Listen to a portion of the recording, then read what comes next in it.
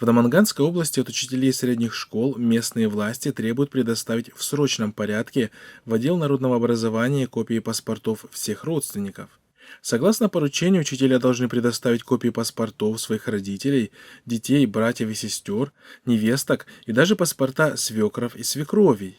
Учителей также попросили не спрашивать о причинах данного требования. Об этом сообщает Central Asian Org. По словам чиновника из областного отдела народного образования, якобы копии паспортов необходимы для заполнения электронной трудовой книжки. Узбекистанец, работающий за рубежом, в беседе с журналистами с возмущением сообщил, что получил письмо от брата с просьбой выслать ему копию его паспорта. Лица, работающие в государственных организациях, учителя, обязаны предоставить копии паспортов с указанием адреса проживания своих ближайших родственников. Цель состоит в том, чтобы загрузить их в некоторый интернет-портал. Если паспорта людей представляют для них интерес, какое отношение это имеет к учителям? Как давно школы стали функционировать как СГБ, Служба государственной безопасности, отмечает собеседник.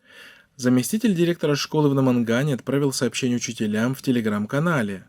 Вниманию всех учителей! Завтра предоставьте копии паспортов всех ваших близких родственников, родителей, братьев, сестер, свекров, свекровей, супруг и детей, руководителю методического отдела. Это будет размещаться учителям информатики на открытый недавно сайт. Копия паспорта обязательно должна быть со страницей адреса проживания.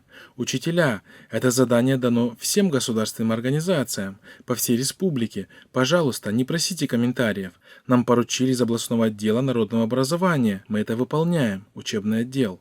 Говорится в тексте сообщения. Maktablarda, sinflar doirasida sinf qo'mitalari tuziladi, ota-onalar qo'mitalari.